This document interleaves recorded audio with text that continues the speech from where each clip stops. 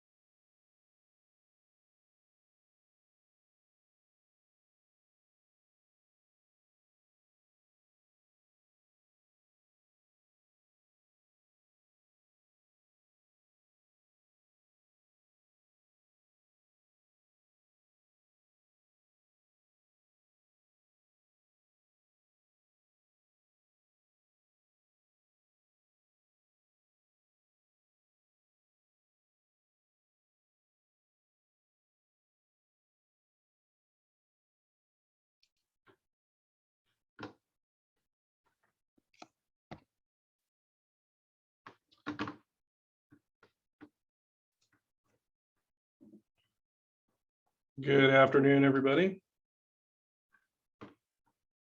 Afternoon, Eric.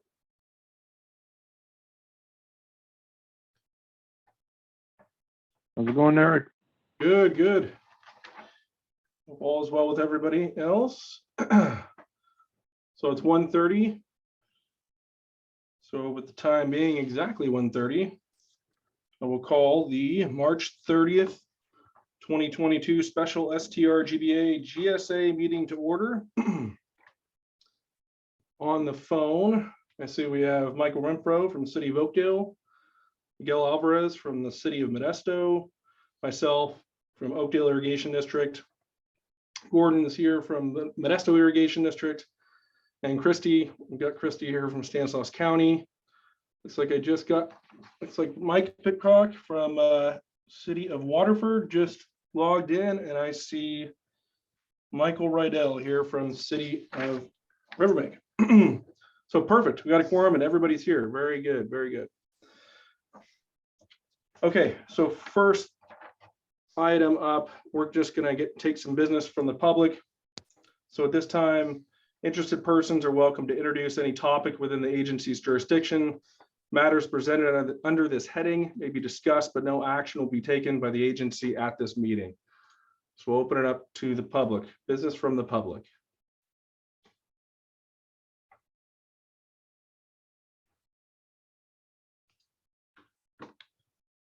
Okay, seeing no hands raised. Hearing none, we will move on. So we actually want to take item 4 out of sequence and take that in front of item number 3. It's the remote teleconferencing participation. I want to get that approved before we take any action items here at the meeting. So Gordon, would you mind leading that discussion, please? Sure. Yeah, good afternoon. Included in today's handouts is a resolution recommending continue moving under this remote teleconferencing participation. And we've, as the agenda report notes, we continue to operate under this continued state of emergency. And since in order to continue to comply with the Brown Act provisions for remote teleconferencing participation, we're again seeking a resolution confirming the state of emergency and then continuing this option of remote teleconferencing through April 30th of this month. And that's all I had. Thank you, Gordon. So with that, we've all heard this before. If everybody's comfortable, I'd entertain a motion. Eric, this is Miguel, make a motion. Thank you, Miguel. I'll second it, Eric. Riddell, thank you very much. So are there any comments, questions from the member agencies?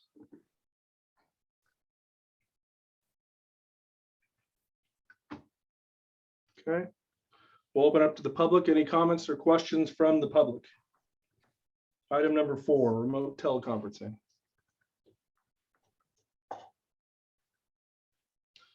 Very good. Seeing none, hearing none, we'll move to a vote. All those in favor signify by saying aye. Aye. Aye. Aye. Any opposed? Motion carries. Thank you very much. So we'll jump back to item number 3 at this point. This is approval of the meeting minutes for the January 31st meeting. There was no minutes from the last meeting. We didn't have a quorum. So this is actually the meeting minutes from the 31st of January. Assuming everybody's had an opportunity to read those, review those, I'll entertain a motion.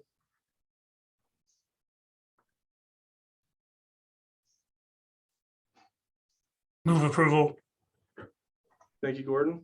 Second. Thank you, Mr. Riddell. Are there any comments or questions from the member agencies on the minutes?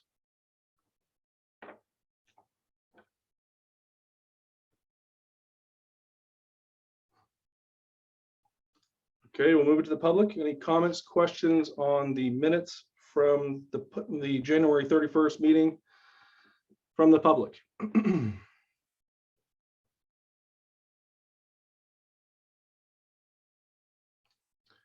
Seeing no hands raised, hearing none, we'll move to a vote. All those in favor signify by saying aye. Aye. Aye. Any opposed? Thank you very much. Motion carries. So going to item number 5, the 2021 annual report.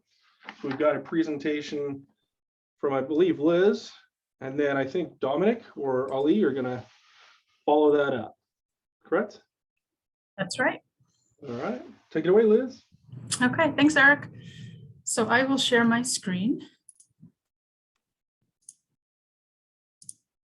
And I'm assuming you can see it. Yep. Okay, great. Okay, well, thanks everyone for joining. As Eric said, I will be sharing this presentation with Ali from Woodard and Curran. And we will be talking about the annual report. As you know, we submitted the GSP at the end of January, and since then have been working feverishly on this report, and we are almost there. So we're going to take you through what we've done. So I'm going to start out and talk about the reporting period and the timing, and then I'll pass the baton over to Ali, and he will be discussing the model development and the results. And then when he's done, he'll pass it back to me, and I'll be discussing some additional analyses like hydrographs, the groundwater elevation contour maps, water quality analysis, and subsidence. and then end with kind of a next step slide. So the reporting period and timing. So this is our first annual report. The reporting period is water year 2021, which is October 2020 through September 2021. And we just submitted our GSP in January 2022. So the reporting period for this annual report happened before the GSP was adopted. So the GSAs were not yet managing the subbasin, and DW understands the timing issues with this. So why do an annual report for a time period before the GSP is adopted? Well, it's required by law, but it also serves some useful purposes. In this annual report, we updated the model from water year 2016 to water year 2021. So this is the 6-year time period after our historical time period that was captured in the GSP. So the model was updated for the 6-year period. And we also did a pretty robust water quality analysis, which we'll go through, and which will establish baseline conditions for future reference in annual reports. And we also use the annual report to help us understand the starting conditions and to help work to improve them for next year's annual report. So with that, I will stop sharing my screen and pass it over to Ali.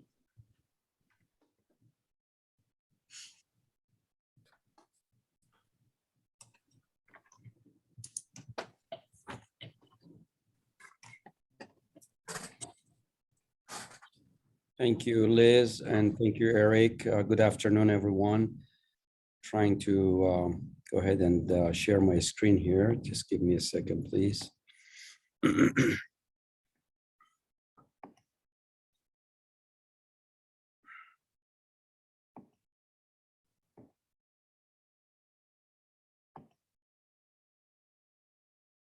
This is the first time I'm back in our office since a long time now. And so I've lost track of all the logistics in the office. But it's good to be back. Can you folks see my screen, Liz? Yes. Yes, we can see it. Thank you. So presentation style. Okay. So like Liz said, we have completed the first annual report right after the submission of the groundwater sustainability plan late January. So I think the annual report is completed. It's ready to be submitted, pending any discussions today. Our charge at Woodard & Curran under subcontract with Todd in a collaborative effort with the rest of the folks, you folks, was to update the model through water year 2021 and make sure that the model presents the appropriate level of details and results that are needed for the annual report. I'm going to go to this slide here. So our goal was to have a sub-basin-wide water budgets similar to the GSP, and also to develop the temporal and spatial estimates of the groundwater production for the ag entities. We received information from the municipal entities and used that information directly into the model. We also, our goal was also to develop temporal and spatial estimates of changing groundwater storage by the principal aquifers. So as such, we had to update the model hydrologic period from water year 2016 to 2021. And with that, we had to extend the time series input files, as well as verify the model performance, and also consider that we did not want to do any recalibration of the model. And so as such, we did not change any of the model parameters or structure in the model.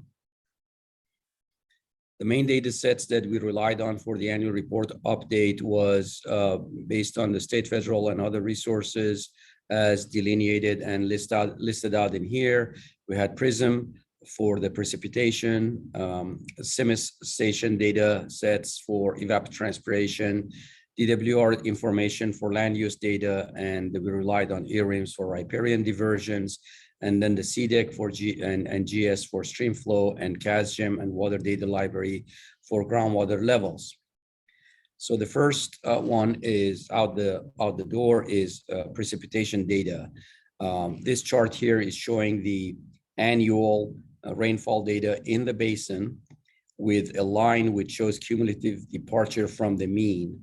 And even though that's a mouthful word, but all that means is we are developing a line in here which shows wetter periods as we go up the curve, and as we dive down the curve, and in the falling limbs of the curve, that shows the drier periods. So we're looking at, for example, the 1996, 97, 98 time period when we had higher rainfall conditions, and then the lower rainfall conditions in the early 2000s, and then eventually the long drought of 2013 to 2015, which was dramatic, and then wet periods of 2016, 17, and then the last couple of years of dry period.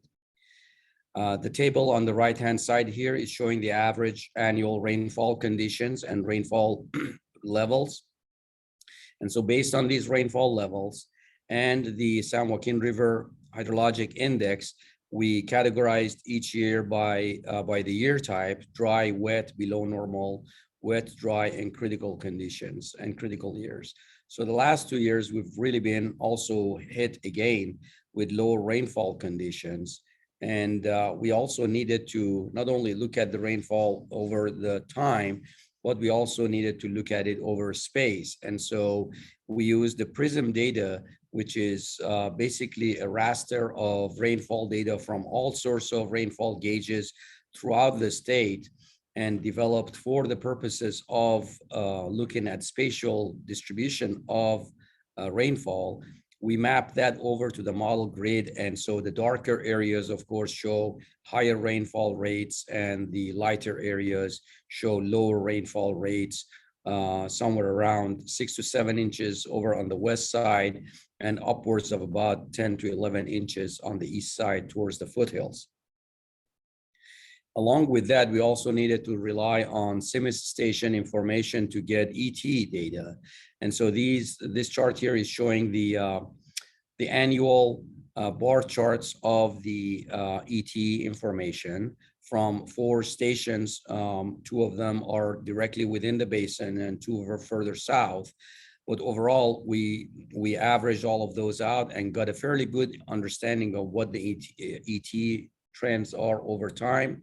All of that information needs to be input into the model on a monthly basis so that we can use the precipitation, the rainfall, the land use, and the soil conditions to estimate what the ag water demand is overall in the basin, which drives how much water is pumped from the groundwater system, and how much water is used in the basin by the ag entities, as well as outdoor urban use. So when we look at that, the trends, notice that in 2020 and 2021, we had drier conditions and higher ET levels as well.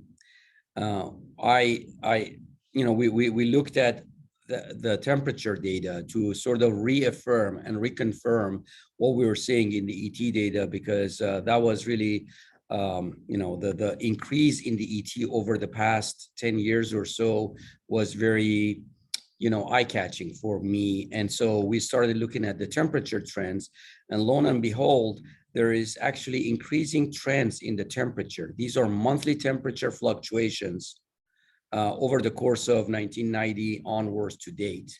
And so the green is showing the average temperature, the red is showing the maximum air temperature, and the blue is showing the minimum air temperature.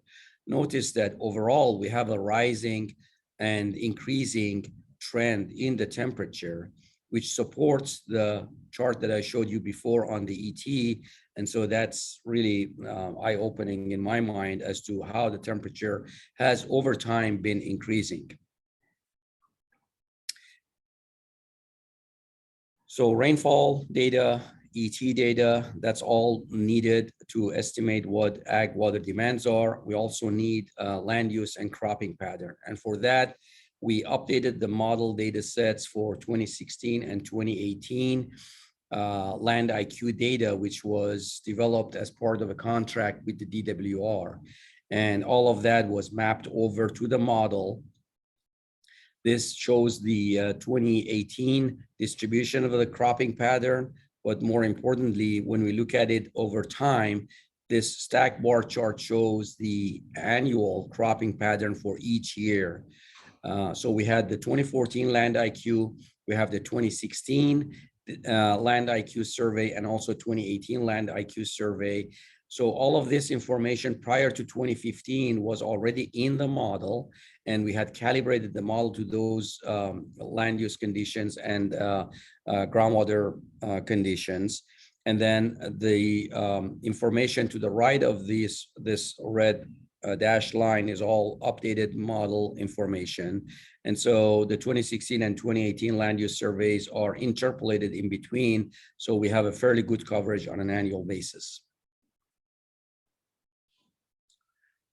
We also needed to get information from the surface water suppliers to the basin, primarily Modesto ID, Oakdale ID, and also the state board ERIMS data for the riparian surface water users. And all of that information was received on a monthly timestamp for the period of update.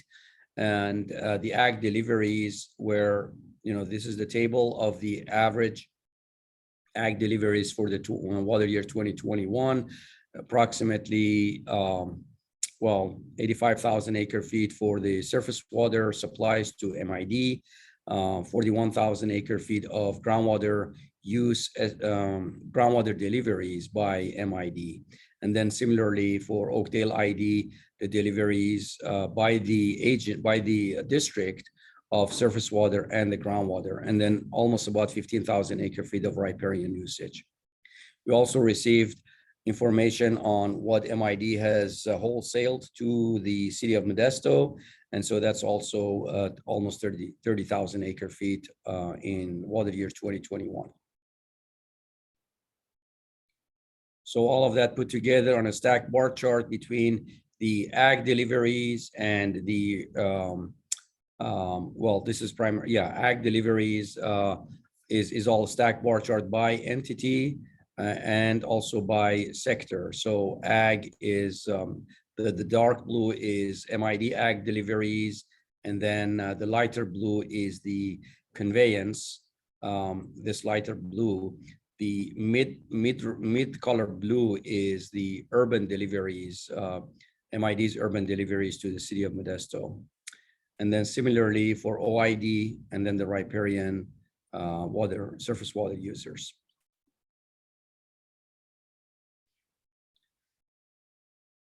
The groundwater pumping distribution is twofold. For the urban entities, we had all of the pumping by wells, as well as any other groundwater pumping by the districts. Those are also included in here as well by MID and OID. And then when we get to the actual private pumping, which is this one here, private pumping is all distributed by what we call the model elements. It's all based on land use, based on precipitation, ET, and irrigation practices. And we estimate how much is the private ag pumping. And that adds up to be about 330,000 acre feet for the water year 2021. So about 1.3 foot of water was pumped by the ag and the urban entities. When we go to the charts, the temporal charts, so to speak, this one here on the left hand shows the annual bar charts of the ag groundwater pumping. The green is MID's pumping over time, and the purple is showing OID South service area pumping over time. And then this is the extended pumping, extended model period. Notice that in 2014 and 2015, because of the surface water curtailments, there was very little surface water.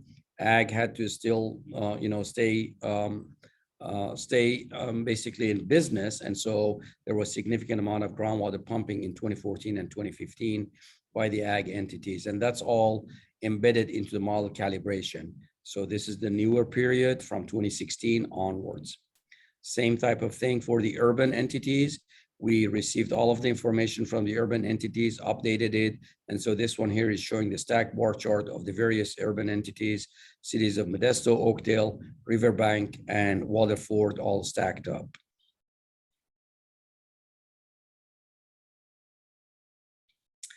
So a couple other things that we had to go through was to somewhat modify the model based on changes in the irrigation practices post 2015 drought condition. The Ag Water Management Plan that was published by both OID and MID reflected additional levels of higher irrigation efficiencies and the better sort of irrigation practices. And so we had to fine tune the model post 2016 time period to make sure that we reflect those conditions. And so as such, we modified the model parameters to make sure that the IWFM model has similar type of irrigation practices as what was reported in the Ag Management Plan for OID South area. This chart here is showing how much was delivered, reflected as the Ag Management Plan in 2020, and how that is reflected in the current model, the C2V-SIMTM, the Turlock-Modesto model, approximately about the same range. And then this orange bar here is showing the overlap model that is from Eastern San Joaquin. And that model was just updated also for the Eastern San Joaquin's annual report. And so we use that also as a gauge to make sure that all three models that overlay the Modesto subbasin, at least for the Oakdale area, because we work pretty closely with Oakdale to ensure that all three models, or all two models, as well as the Ag Water Management Plans, are at par with each other. So with respect to farm deliveries, these are fairly close. With respect to the private pumping estimates, again, they're within the range of accuracy of the various models, and also in range of accuracy of what the Ag Management Plan estimates are. And then as far as the demand is concerned, they're also fairly close between Ag Management Plan and this model here. The differences are primarily because of the various assumptions and information that's gone into estimation by the the tools that are used for the Ag Management Plan versus this model here. So these are inherent in the formulations as well as some of the data as an assumption that's gone into each model. But we've gone through these with OID, and we feel pretty comfortable, at least for now, as time allows over the course of the next year. And if there is refinements needed, we need to focus on those and make sure that we have better refinement of the information and more accurate data reflected by the model. We have the same thing for MID as well. Notice that irrigation efficiencies are fairly close between the Ag Management Plan and the IWFM model. These are, again, the two models side by side in terms of the ag surface water delivery, the estimate of the pumping, private pumping, and the agency pumping from the model, as well as the Ag Management Plan. And then the ET data, ETAW, is somewhat disjointed, again, primarily because of the assumptions that are gone into Ag Management Plan versus IWFM. I think if we need to bring these together as close as needed, we need to spend some more time understanding how the tools and technology and modeling that was incorporated into the Ag Management Plan was put together, so we can bring the two models closer to each other. So with all of those assumptions and input information, we came up with updated what we call land and water use budget, which is primarily looking at on the ag side, looking at the ag demand estimates and the mix of the water supplies between groundwater pumping and the surface water delivery, fairly close total supply side versus the demand side information. And so this shows the trend of annual groundwater pumping and surface deliveries, as well as annual changes in the ag demand estimates from the model. On the urban side, all of this is data, basically. So surface water deliveries to the urban entities and the groundwater pumping by the urban entities, those are all reported. And basically, based on the population and the unit water use factors for each one of the urban entities, we estimated what the demands are, and we made sure that the demand and the supply, they match each other. So that was for the first one is for the entire subbasin.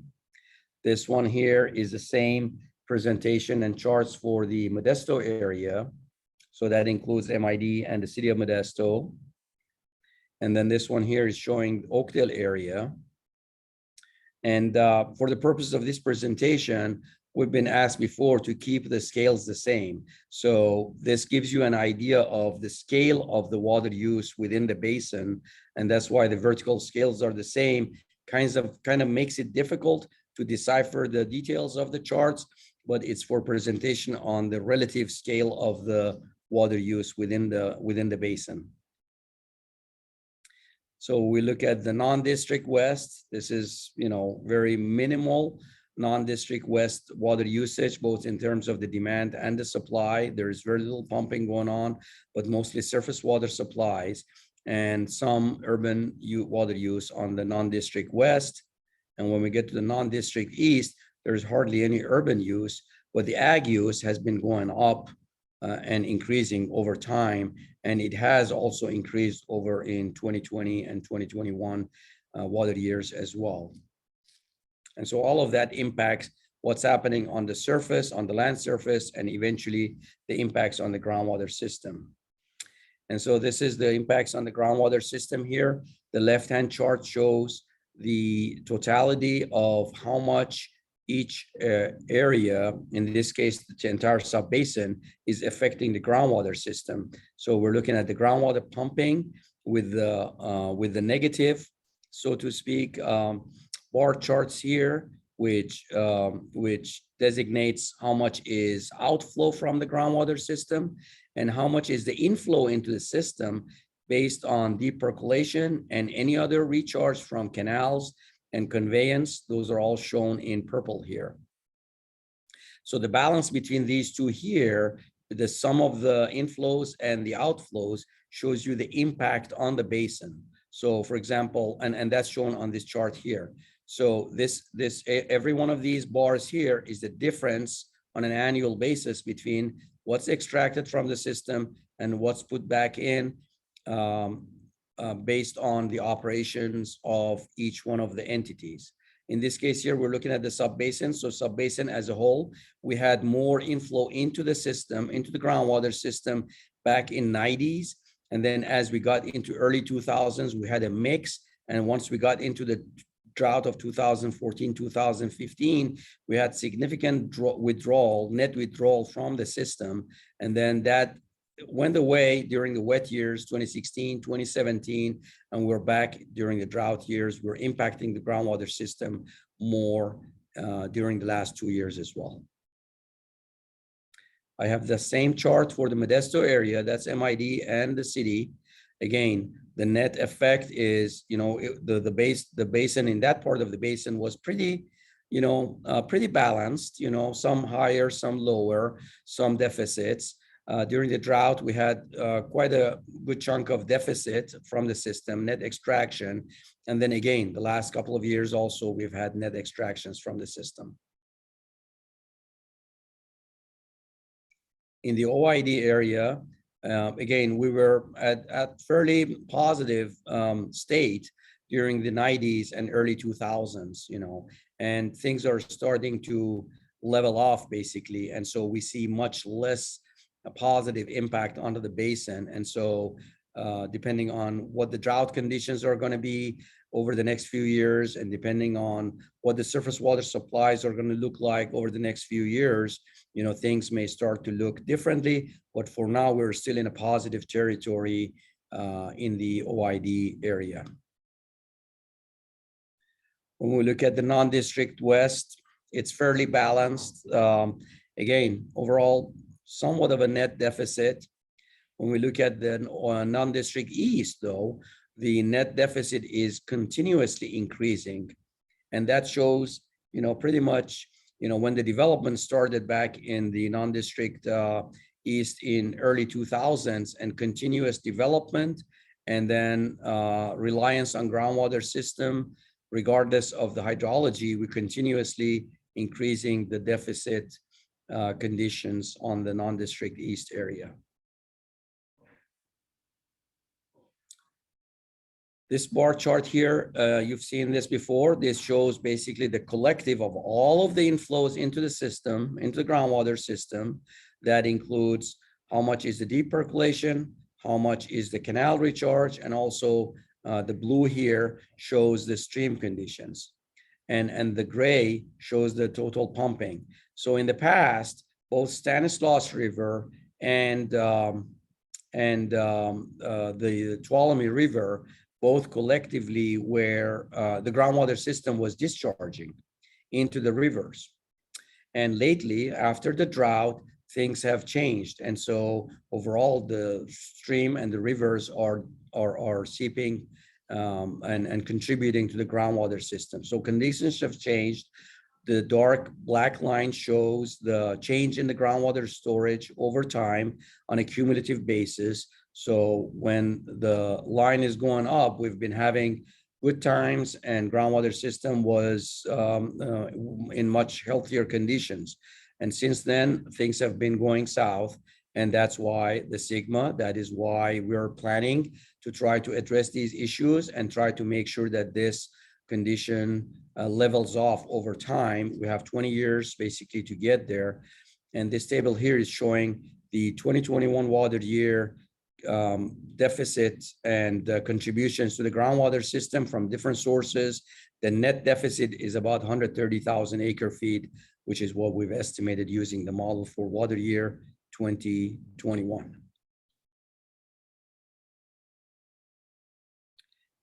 Just to reconfirm that the model is doing reasonably well and representing the groundwater conditions reasonably well, we also made some verification, checking off the model simulated groundwater levels against what we've observed over the past several years. So Dominic has put these hydrographs together for a few points, along and throughout the basin. This one here is in the southwest corner. And so we've seen these type of charts before. The dots show the observed groundwater levels at this particular well, and the blue line shows what the model is simulating. Notice that the model was doing fairly well during the calibration period. And so this period here from 2016 onwards, there's no calibration that we've put into the model, but the model still consistently does a fairly decent job of tracing the water levels that are observed. In fact, during the last drought, or this drought that we're going through right now, groundwater level declines, and the model is also declining fairly well. During the wet years, the model is also tracing higher groundwater levels as shown in the observed conditions. This is another well closer to the city. The trace and the trend is fairly reasonably close, tracing the observed groundwater levels. The reason there is offset in here is primarily because of this particular well. From what I'm told by Dominic, this particular well, apparently we've had some offsets in terms of the reference point elevations. And so we need to make those corrections. But overall, though, the trend is fairly well. We're tracking the higher conditions and then the lower dips, and then also the fairly flat conditions at the tail end of the period. Same thing in here. I'm just going to go through these one at a time fairly quickly. And this one here is closer to the Tuolumne River, also fairly close depiction by the model, and closer to the Stanislaus River. And on the east side, fairly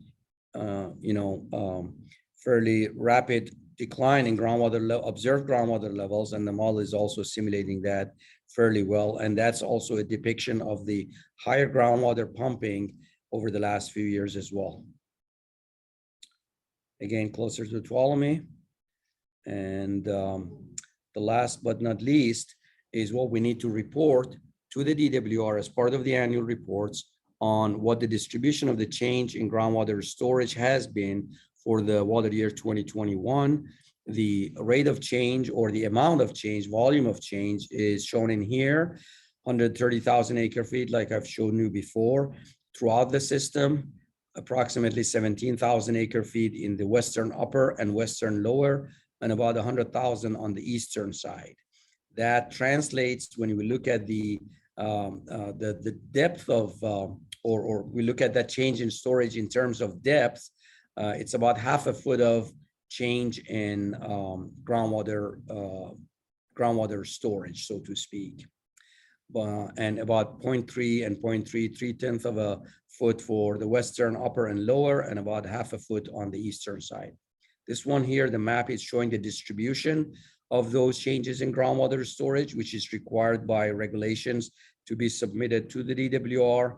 And then this next map is showing the western upper principal aquifer, and then the western lower principal aquifer, and then the eastern principal aquifer. These are fairly reasonable. We feel fairly confident about the distribution of the groundwater change in storage based on the information that we plugged into the model and based on the verification of those water levels that I just showed you. We feel confident that the model is reflecting the conditions reasonably well. And with that in mind, I'll entertain any questions or additional thoughts. Thanks, Ali. Thank you, Eric. So one question I want to lead off with is just back one slide, if you don't mind. Yeah, so the change in storage there, I want to make sure that I'm understanding that correctly. So the change in storage that you're talking about, so the eastern aquifer change in storage is half a foot. That doesn't necessarily translate to a half a foot in the static water level in a well. That's half a foot of storage if it were all just water. Correct? That is correct. That is correct. 100,000 acre feet of pumping over the entire area translates to half a foot of change in storage. In order to translate that to the depth of water that's changed, or the elevation of water that's changed, we need to multiply that by the specific storage to translate that to depth. In reality, the depth has changed significantly more than that, as I showed you on the hydrographs. That is correct. Perfect. Thank you very much. So thank you for that presentation. Let's start by taking some questions from the member agencies, if there are any.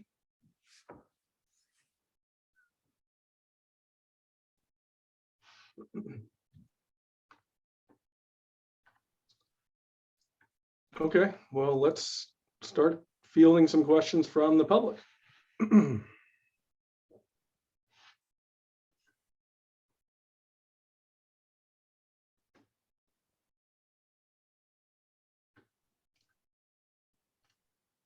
Oh, you got one hand raised. That's John Davids. Hey, good afternoon, Eric. So just and I don't know whether folks know this now. It seems like something that could be developed. But Ali, do we know sort of the volume of water? We certainly know the volume of water available in the basin as a whole, based on, I think, some research that was done a number of years ago and probably documented in the GSP as well. But do we know the volume of water that's available between sort of where the wells are now in our monitoring network and where we've set the MTs? So I was just trying to think in terms of, we've seen a 100,000 acre foot drop in water year 2021, but how much does that equate to in terms of the total sort of volume of water available, if you will? So we have information of how much water is within each one of the model layers, so to speak. When you're asking with respect to how much water is available, I think that word available needs to be defined better in terms of which layers we're talking about, what are the depths that we're talking about, and sort of what's that volume that we're thinking about. If we know what that volume is, then we can estimate how much water is available, like you're saying, and then this would be a fraction of that 100,000 acre feet. We have not estimated that directly, or we haven't published that information, just primarily because that word available is there's a lot that can go into that definition, and we haven't really settled on a particular definition on what that means. Sure, good enough. Thanks, Ali. I think that's a good thing to think about, but we haven't really got that point yet. Got it. Thank you. Thanks, John. Anybody else from the public?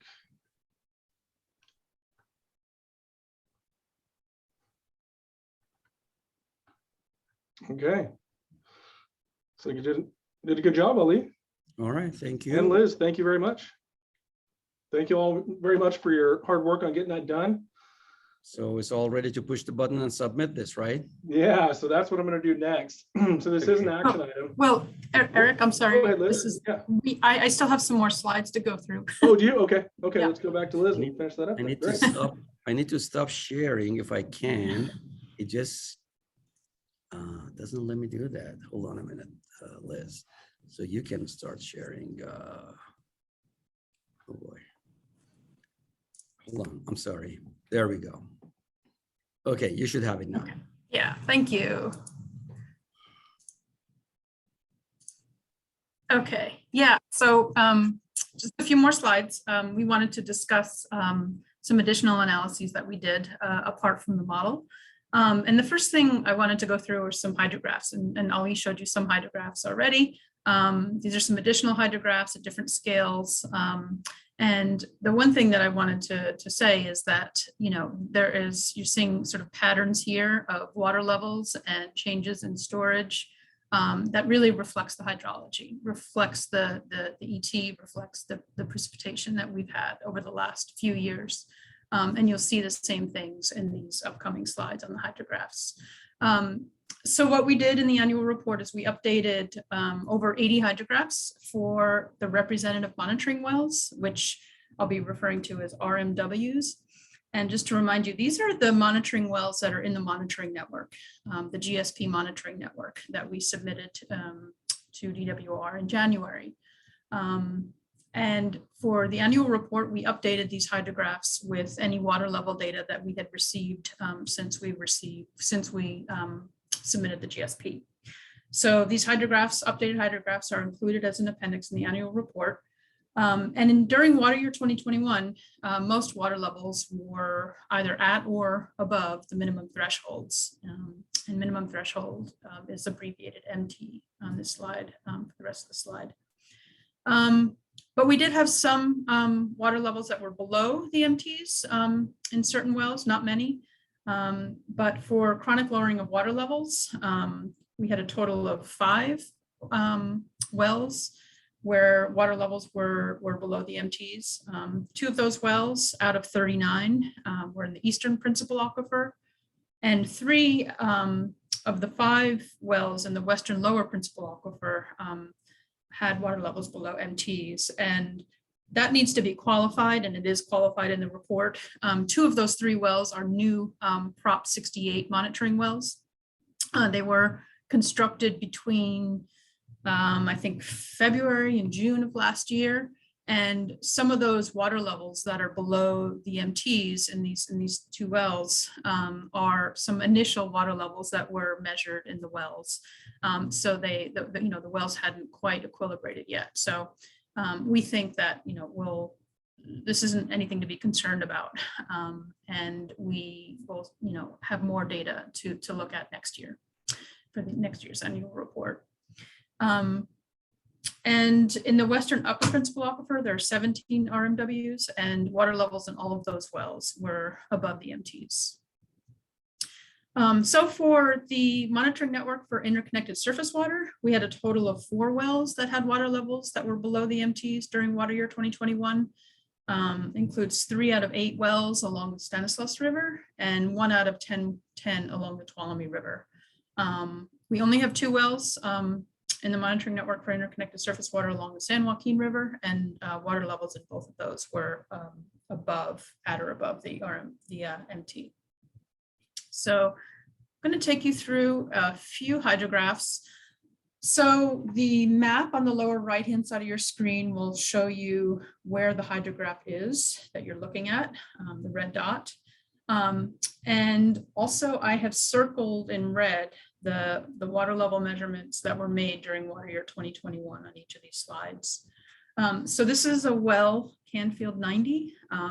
Again, these are all representative monitoring wells. This is in the western upper principal aquifer. And so what we see, and this is pretty typical in the western upper principal aquifer, is that since the drought, we've had recovery. The recovery, water levels during the recovery aren't as high as they were before the water level. So it's before the drought. So it's not a full recovery. But since then, since the recovery, water levels have been relatively stable. Moving to the east, this is Machado, located here just west of the city of Modesto. This is also in the western upper principal aquifer. This is, similar conditions. What I just showed you, we had a nice recovery since the drought, and water levels have stabilized.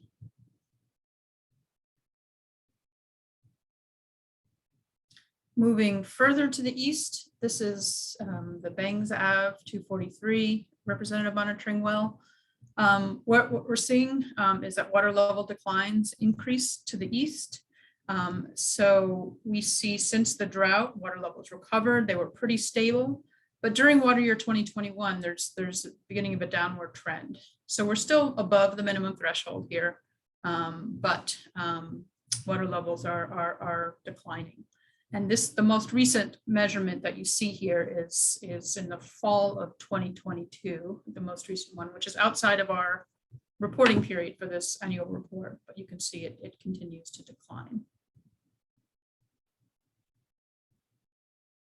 The next well is even further to the east. This is just outside of Riverbank. This is Cavill 214. We're seeing similar trends. So we're seeing this recovery since the drought. And then since the drought, since the recovery, we're seeing water levels are declining. And the water level declines continue in the easternmost subbasin. This is Paul Cell 2, water levels here. We didn't really have much of a recovery. Water levels just continue to decline. And during water year 2021, we're slightly below the minimum threshold. And you can see the most recent measurement in fall 2022, again, outside of the reporting period for this annual report, but it is below the MT as well. So water levels continue to decline in the east.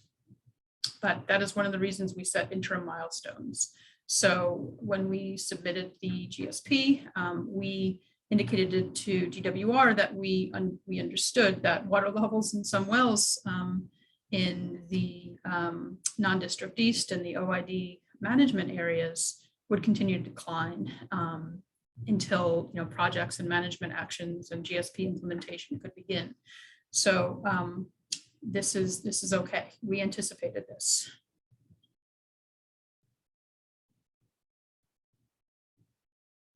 So I also want to show you some groundwater elevation contour maps that we developed.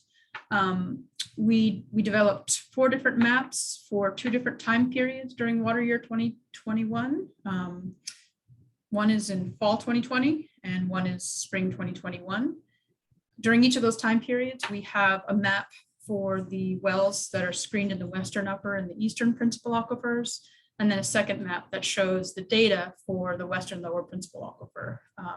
But you'll see that we don't have much data for the representative monitoring wells in the western lower principal aquifer, so we don't have enough to contour. So they're post maps, but I'll show you those.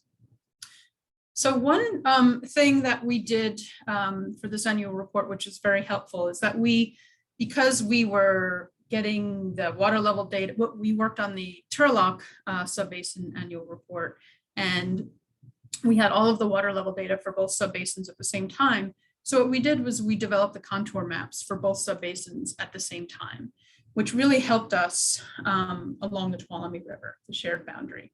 So some of these contours that you see along the Tuolumne River or near the Tuolumne River are being informed, at least partially, by what's going on south of the river. So this is the fall 2020 map, western, upper, and eastern principal aquifers. Groundwater elevations during this time period range from a low of about 28 feet in the very northwestern subbasin to 94 feet in the very eastern subbasin that falls out too. Groundwater flow is generally to the west and southwest. There is a southerly flow component towards the Tuolumne River, kind of in the central subbasin around here. And in general, the flow gradients are flatter in this kind of the central and western parts of the subbasin than in the east.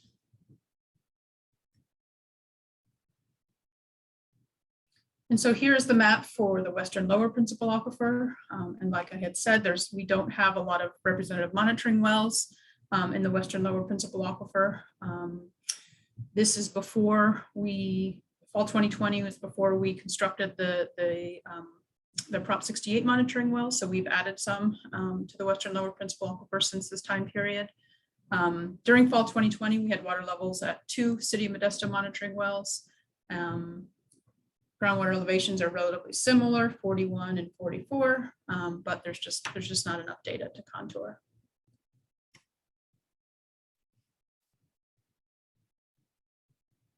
So then moving on to spring 2021, western upper and eastern principal aquifers. The flow patterns are very similar to the fall. This is the first contour map, which shows water level data from the Prop 68 wells. So you can see already a big difference in the east. We have more data. So MW7, 8, 9, and 10 are all Prop 68 wells. And then there's 5 here and 6 here. And then there's more in the west. But these make a big difference for us for understanding the flow patterns in the very eastern subbasin.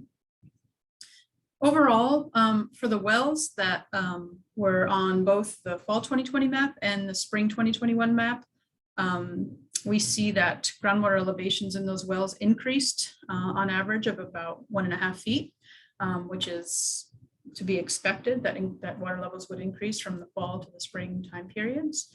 The highest increases that we see are on the order of about 4 to 5 feet. And they happened in the central subbasin, kind of in the area of, Riverbank to Oakdale, kind of in this group of wells here, and then down here near Waterford. So basically between the 70-foot and 80-foot contours where we saw the biggest increase in water levels from fall to spring.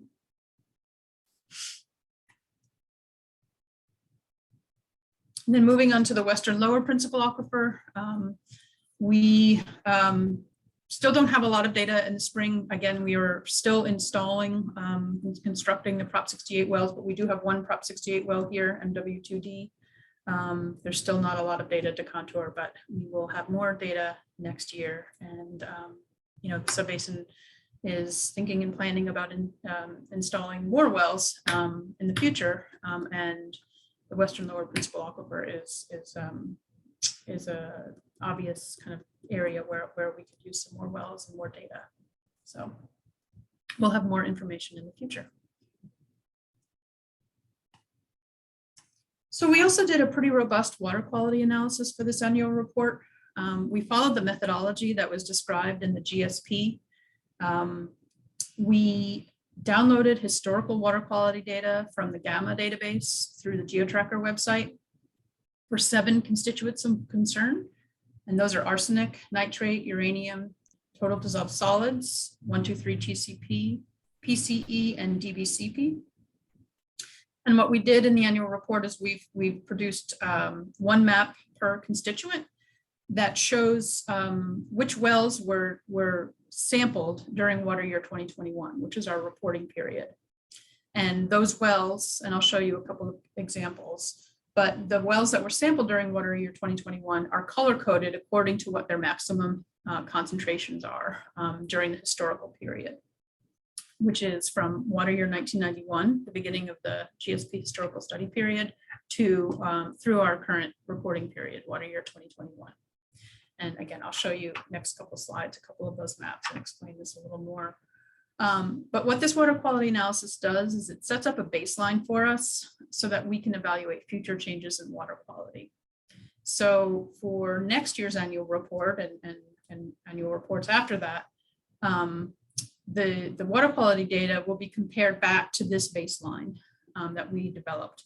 And it'll help us to identify any new exceedances of the MCL, which is the minimum threshold as defined in the GSP, or increases above the MCL. So if a well was previously above the MCL, but concentrations increased even more in the future, we will kind of flag that. So I'll show you a couple of maps. First one is for arsenic. So there are 3 different panels, as you can see. The upper left has the wells that are screened in the western upper and eastern principal aquifers. The upper right is for wells in the western lower principal aquifer. And then the lower left are wells that are in the western principal aquifers, but we're not sure which aquifer it's screened in, or it's screened in both. So these are wells that have either long screens that tap both the upper and lower aquifers, or they don't have construction information. And so, but we know kind of the latitude and longitude, we know it's within the Corcoran Clay extent. We just don't know whether it's screened above or below the Corcoran Clay. So we group those wells on this map as well. So in water year 2021, arsenic was measured in 125 wells, and those 125 wells are shown as these colored dots. And the dots are colored according to what the maximum concentration was between 1991 and through the end of the annual reporting period, water year 2021. So the black dot, you see the legend down here, the black dot, these are wells whose historical maximum were non-detect. There's only one of those. So that means that arsenic was never detected in that well during the historical period. Green dots are where the maximum concentration was detected, but it was below the MCL. And the orange and the red dots are wells that had historical maximum concentrations above the MCL. And the orange is between the MCL and twice the MCL, and the red is twice the MCL. So looking at all of the maximum concentrations, 78% of the wells that were sampled during water year 2021 had historical maximum concentrations that were below the MCL, meaning they have not had MCL exceedance during the historical period. And just 22% of those, the orange and the red dots, 22% of those had historical maximum concentrations that exceeded the MCL. And those higher concentrations, as you can see, are generally in the western principal aquifers. You can see some red and green dots on this map here in the western upper principal aquifer, kind of on the west side of Modesto and west of Modesto, and a couple of those dots here. And then in the western principal aquifers, we're not sure which, we see a couple orange dots here, and in the western lower as well here.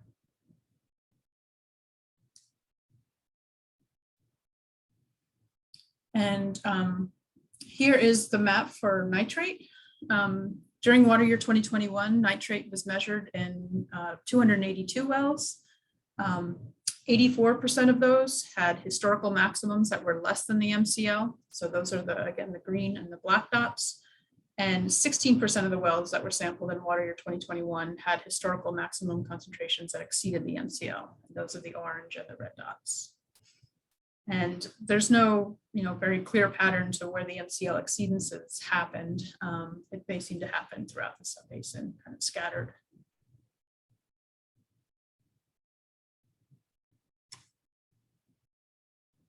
We also looked at land subsidence during water year 2021.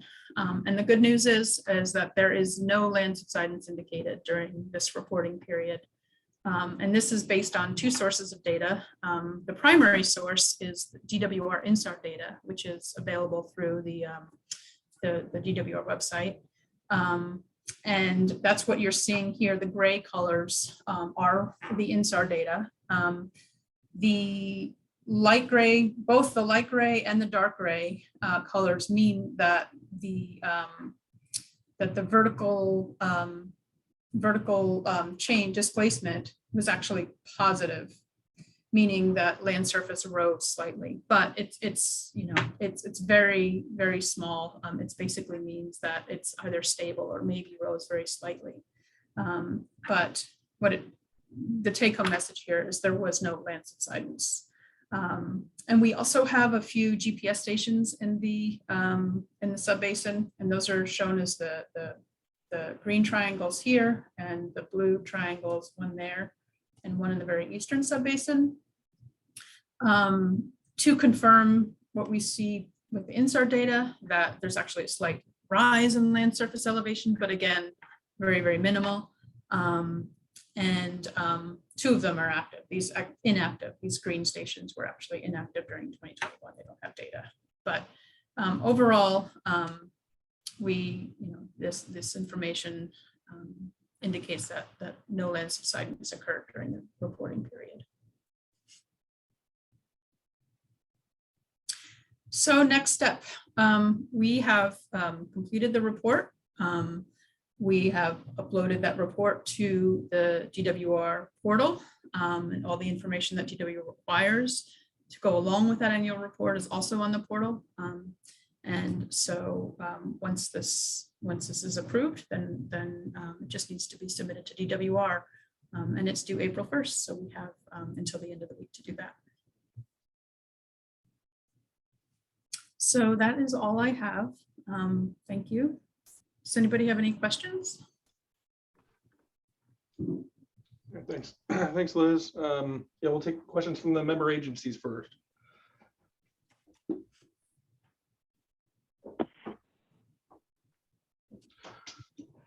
Liz, quick question. This is Miguel City Modesto. When you showed the 3 out of the 5 Western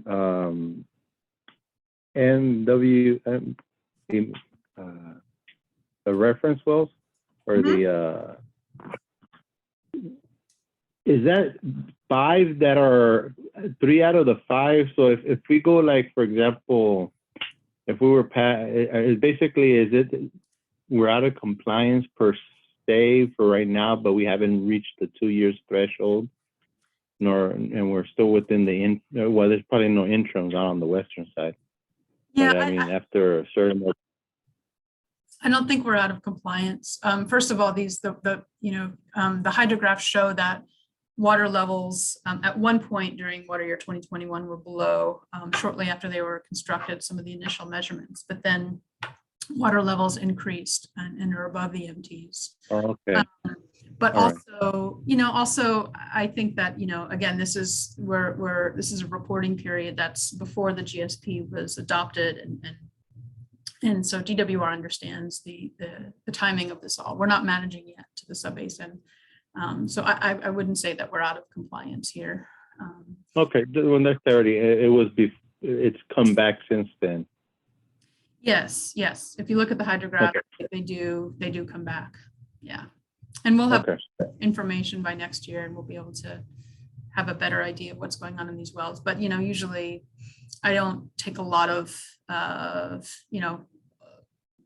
don't, when you install a monitoring well, some of the first measurements are not very reliable. And I think that may be what we're seeing here. And we'll know more as more data are collected, but I don't think this is anything to worry about now. Okay.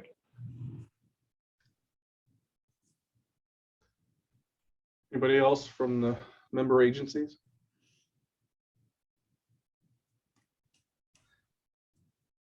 Okay, well, one of the comments I would have is we just adopted our GSP. This obviously helps update that information for the last several years, and we're seeing more of the same. I mean, we see a need for monitoring wells, and another takeaway is certainly that we have a need for projects in that non-district east, if not management action. So definitely reinforces that for me. So we will open it up for questions, comments from the public now.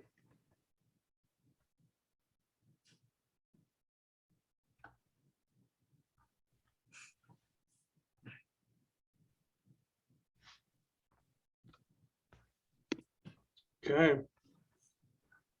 Last chance. Okay, well, thank you very much, Liz. So if that is everything this time. Yes, that is the end All right. of our presentation. All right, thanks, Liz. That was excellent. Thank you very much for all your hard work and getting that done. That was time crunch. That was a big effort to get that all done. So thank you very much to both Todd Groundwater and to Woodard and Curran. You guys did a great job doing that. So we definitely appreciate it. So this is an action item. What I'm looking for now is a motion to accept and submit the annual report on the Sigma portal as drafted.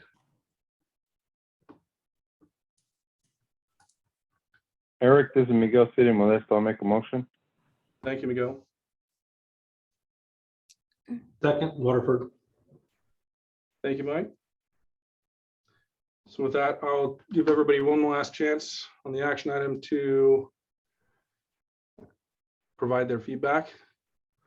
Anything from the member agencies? From the public? Hearing none, seeing no hands raised, we'll proceed to a vote. All those in favor signify by saying aye. Aye. Aye. Aye. Any opposed? Thank you very much. Motion carries. So item number 6 is the budget and schedule update. Gordon, do you mind giving us an update on that? Leading that discussion? Sure. Yeah. So we're still continuing to, at least included in today's meeting handouts, show the budget for the GSP. So we're still getting, we received the one of the last invoices for February, but I think we still have one more invoice yet to come to wrap up the GSP. So as of the end of February, we'd expended 96% of the budget. Like I said, I think there's still probably one more invoice to wrap up that work. After this round of budgeting progress, I'll probably move to the annual report, which I haven't shown yet. So again, and this chart only shows the GSP progress. Anyway, that's all I had. Thanks, Gordon. That was going to be one of my questions, so that's appreciate that. Questions on the budget and the schedule from the member agencies?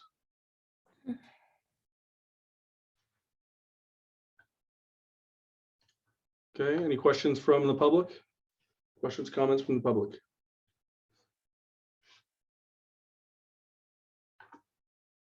All right, we'll move on to item number 7. So I asked for this item to be put on the agenda. It's the Stanislaus County Well Permitting Program. So just to give you a little bit of background, and Christy, please jump in and correct me if I'm wrong on any of this stuff, or if you want to add anything, feel free to jump in whenever you'd like.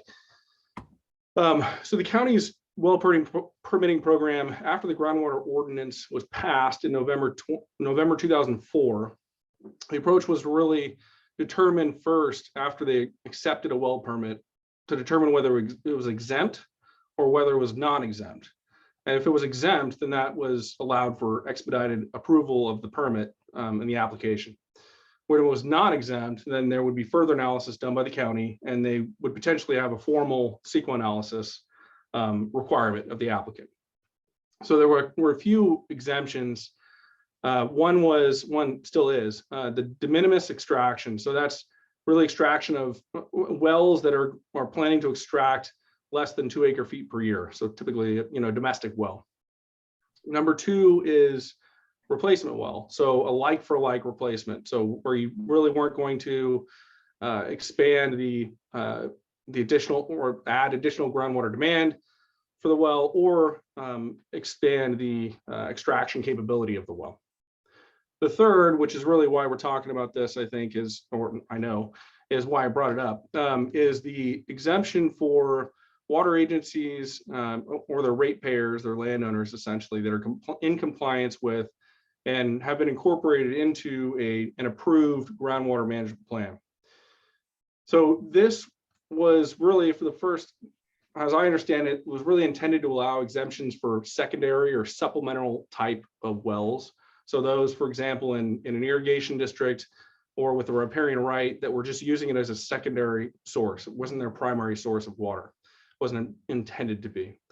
But it also allowed for an accommodated change when the GSP was approved, because everybody knew at the time that we're going to have the GSAs formed, and the GSP was ultimately going to be coming along and down the road. So what this does is, now that we have a GSP approved, the entire basin really is considered, could be considered within the footprint of an approved groundwater management plan. And so, and also the county has been making an effort, rightfully so, and much appreciated, and I think it's appropriate and actually required now, most recently as a result of the governor's executive order here on the 28th of March. But the county is now consulting with the GSA as part of the well permitting process. So that's a good thing. The concern is, I guess, what's happened now post GSP adoption, because of that third exemption, is that the county is reaching out to me as the chair or the point of contact for the GSA and asking, is the well compliant with the GSP? And if the answer is yes, it's compliant, then it's a reason for an exemption. If it's not compliant, then it's not exempt. So in responding to those, I would like to make everybody aware that I'm responding to those and also get some consensus on how we respond to those. The GSP, you'll know, and as all of you know, because you reviewed it, the GSP doesn't specifically address well permitting compliance. So I wanted to solicit some, any other questions or concerns or feedback that I didn't think of, and then also discuss kind of our options moving forward. As we all know, the GSA holds the model. We've got, we have a GSP, we've got the plan, we've got the data to support a lot of this. The data that the county should hopefully be utilizing to support those decisions as to whether well is exempt or not exempt, but they're the permitting agency. And I don't know, from my perspective, I don't think there's a desire, or from OID's perspective, we don't have a desire to become, as the GSA, the permitting agency. Obviously, we'd have to have more staff. There'd be more cost to that. We really don't. We aren't involved in it now. I don't think it's something we really want to get intimately involved with and take over. We also don't, at the same time, I think that consultation is important, but I want to make sure that we're not going to delay well permits unnecessarily.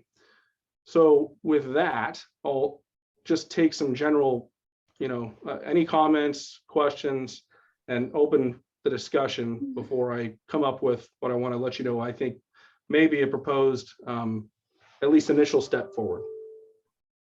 So member agencies, if you have any comments, questions about that. And then Christy, obviously, if there's anything I missed or you want to add, please do. No, thank you for that thoughtful insight.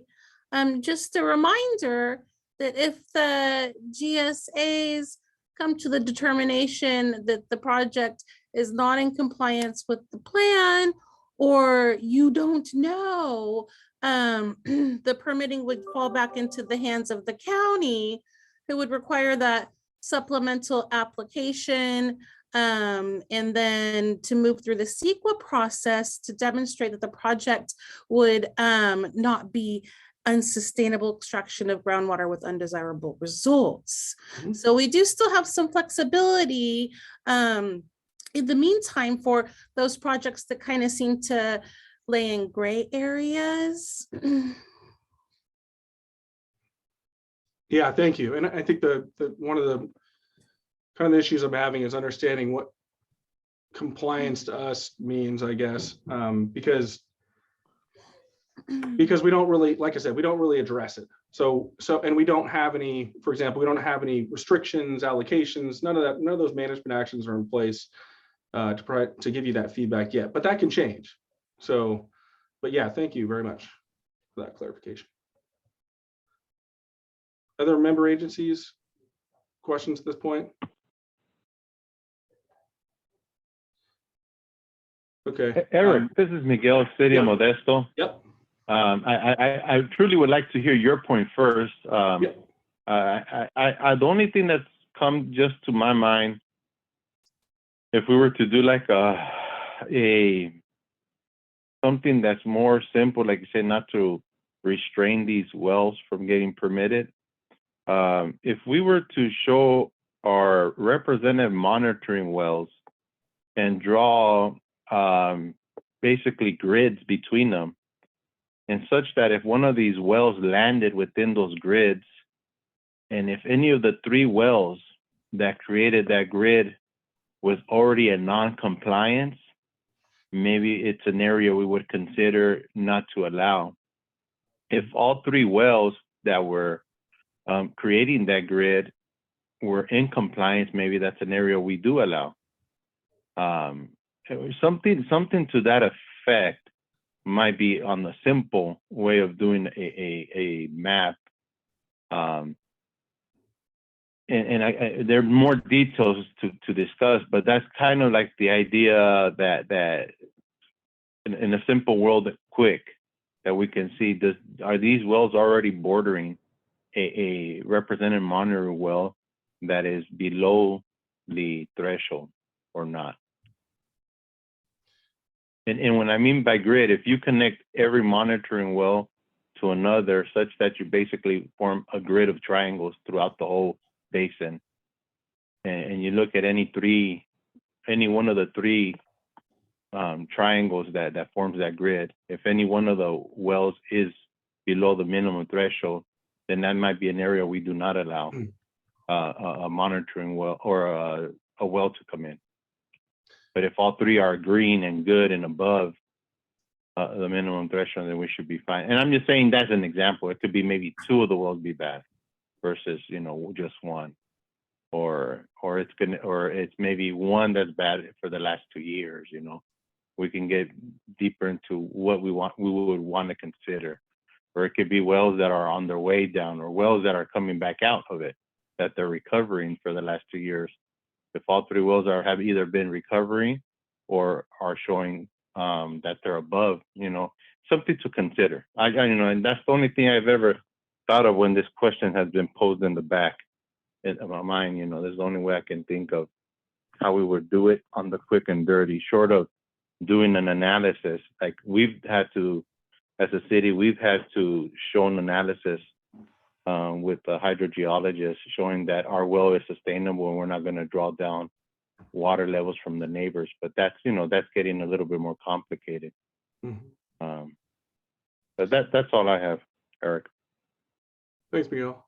Yeah, I think what I'm trying to stay away from is really spending a lot of time and money from the GSA to really do what should be the applicant's responsibility to do that CEQA analysis. So if there's any kind of question for us, then they should be, from my perspective, the burden should be put on them to show that it's not, going to have a significant impact. So just trying to stay away from too much time and too much, involvement to begin with. But at the same time, letting everybody know, hey, these are things that the GSP says, these are things you should be aware of. Things can change at any point. Take these certain things into consideration. But I don't necessarily know that we want to get into the point to the extent of saying, no, this well shouldn't be permitted, or yes, it should be permitted. That responsibility, I think, needs to remain with the county is kind of my initial thought. But Eric, it's Michael. And I have to agree with you. I don't think we want to become a police and agency for Right. wells that's going to be punched or straw that's going to be stuck in the ground around here. That's been the county's responsibility. It should remain the county's responsibility. Obviously, we should have the ability to comment on it, but that should be the extent of it. Yep. Thank you very much for that feedback. Any other comments from the member agencies?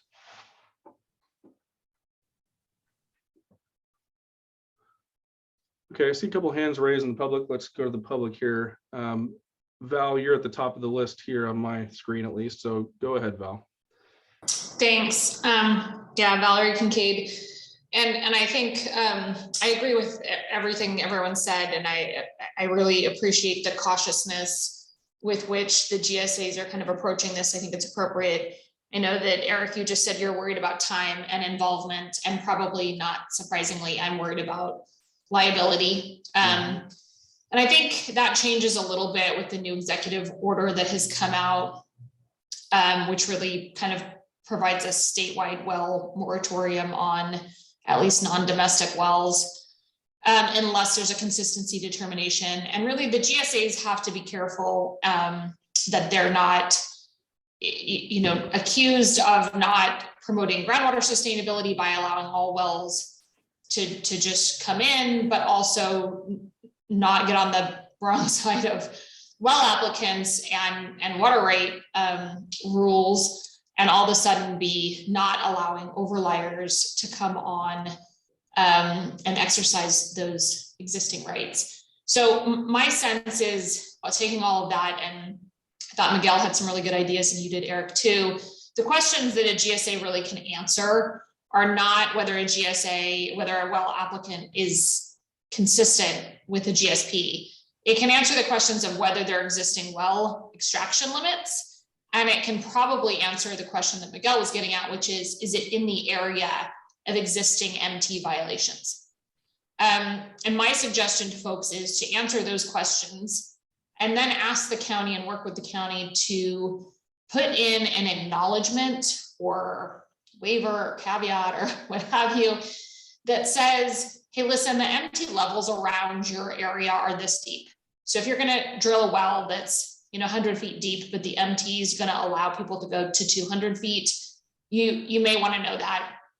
And then the other obvious acknowledgement is that whether there are extraction limitations in place now, there certainly could be in the future. So some sort of acknowledgement that the person understands what GSA they're in, and that in the future, that GSA has authority over groundwater extractions. And I think that's all you can do. I will just add one interesting thing from the executive order, which is that the delicate CEQA dance that I think that the counties have been trying to do is probably largely blown up by 9B, which requires the county to make non-ministerial evaluations about effects on other people's wells and subsidence. So, I know that there are a lot of people giving the governor's office feedback about this. And it's really, even without the executive order, there's a relationship and kind of a back and forth that we need to create with the county on well permitting. But I would just encourage GSAs to answer questions you can answer and decline to answer questions that you can't. I think answering questions about whether a well is going to be consistent with your GSP is very difficult to do. And if we get into the practice of answering questions we can't answer, that just makes me hesitant. So that's a lot to digest, but those are my thoughts. Thank you, Val. Uh-huh. Ali Stevens, you are next up on my list here.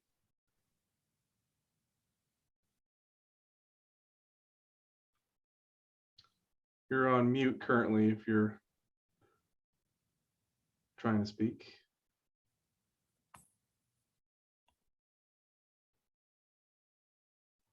You there, Ali?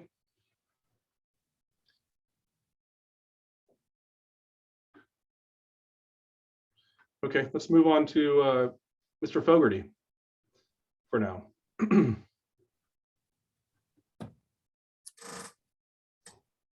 Ready to go here. There we go. Now we can hear you. Okay, this is Eastern Stanislaus County. I don't understand why there is even talk of in from Oakdale East or even Modesto East any new big wells. I can understand the minimum threshold wells of maybe 2 acre feet, but I don't know why in the world we would even think that we could accept any new wells. And the second point is, some people have punched holes and don't have wells on top of them. They're already pumping around there.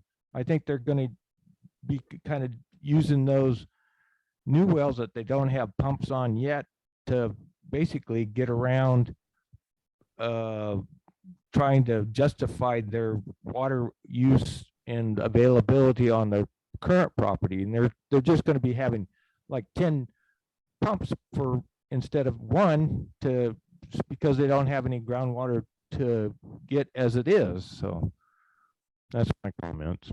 Question.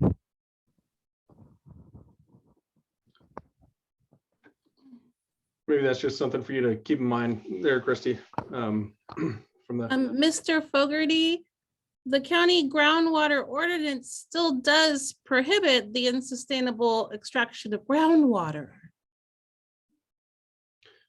yeah, so in that case, essentially they would be going through maybe the full CEQA analysis, and they'd have to do more studies and provide more detail and to prove that they weren't going to be impacting others with the installation of that new well, right? Yeah. Not generating undesirable results. And so that didn't change. We're really just talking about the interaction between the county and the GSA, what's appropriate, how to respond to that, what kind of feedback we're going to provide. Just want to make sure that I'm not misrepresenting what the GSA and the member agencies of the GSA want to provide. So, but thank you for that comment, Mr. Fogarty, and that feedback. Anybody else from the public at this point?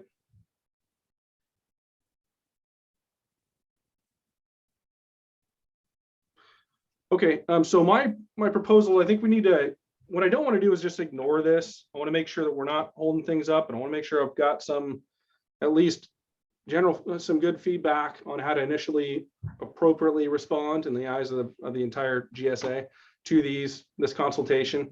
And we're working together with the county to support the county with when they have these questions for us. So I would suggest that I'd be willing to, as OID would be willing to work with our council and just staff and try to put something together that would be kind of a more formalized standard email letter response in response to the county's inquiries. And that could be kind of flexible, whether you're located in an area of overdraft like the non-district east, or whether you're in an area that is not an overdraft like the MID or things like that. And then we could use that same response or even craft 2 different ones for those different situations. But then with that, provide the information that we think is important for the county to understand, or this applicant to understand even. Things like there are currently groundwater pumping restrictions, but that could change. We're recommending that the county utilize the GSA's information, hopefully our model, so it's consistently reviewed. New wells should take into consideration the minimum threshold and our milestones, things like that. So if everybody's open to that, what I would think is we could get a draft together. We could bring that back to the TAC that already exists. We could discuss that. And then before we come back to the full GSA to get a kind of a formal, potentially a formal approval of that approach. Is everybody open to that? I really just want to ensure, I want to open it up to feedback, but also ensure there's no opposition. I don't need any action to be taken, but is there any opposition to that approach from the agencies? From Oakdale, solid approach. Thank you. Okay. I'm good with it, Eric. All right, thank you.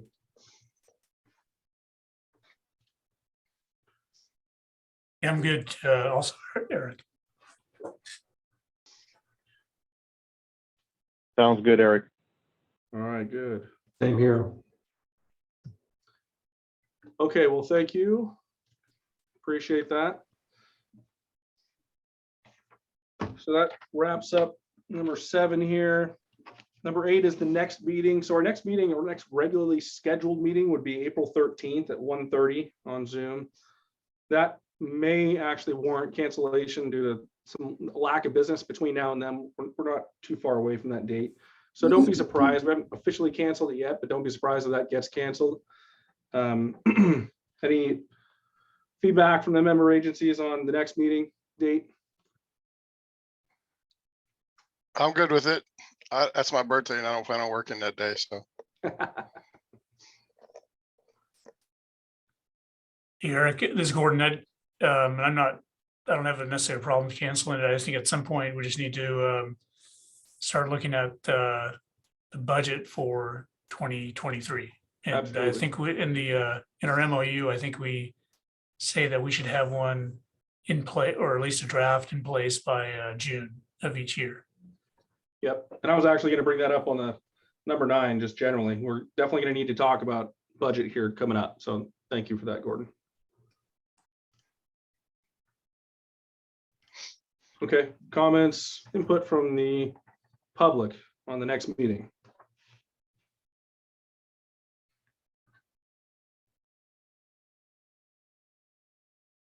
Okay, number 9, items too late for the agenda. Are there any items too late for the agenda anybody wants to bring up?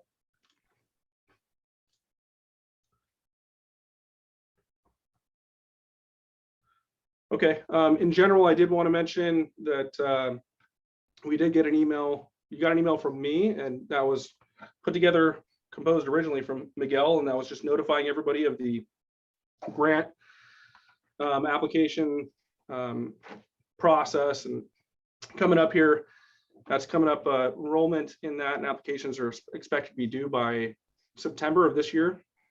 So I want everybody to be thinking about projects, potential projects to add to that list. I would envision most likely we'll come together and call for a formal list and then determine which projects we want to support or submit ourselves. So keep that in mind. Budget, we're definitely going to be talking about budget here coming up. So we're looking forward to having those discussions soon. Probably not at the April meeting. We can push that off until May if need be, but definitely some things that are going to be coming up on the agenda to be aware of. Okay, with that, I will entertain a motion to adjourn. Run for a motion. Thank you, Renfro. Renfro, Michael Riddell the second. Thank you, Riddell. All those in favor? Aye. I Any opposed? All right. Meeting adjourned. Thank you very much. All right, bye, everybody. Thanks, everyone.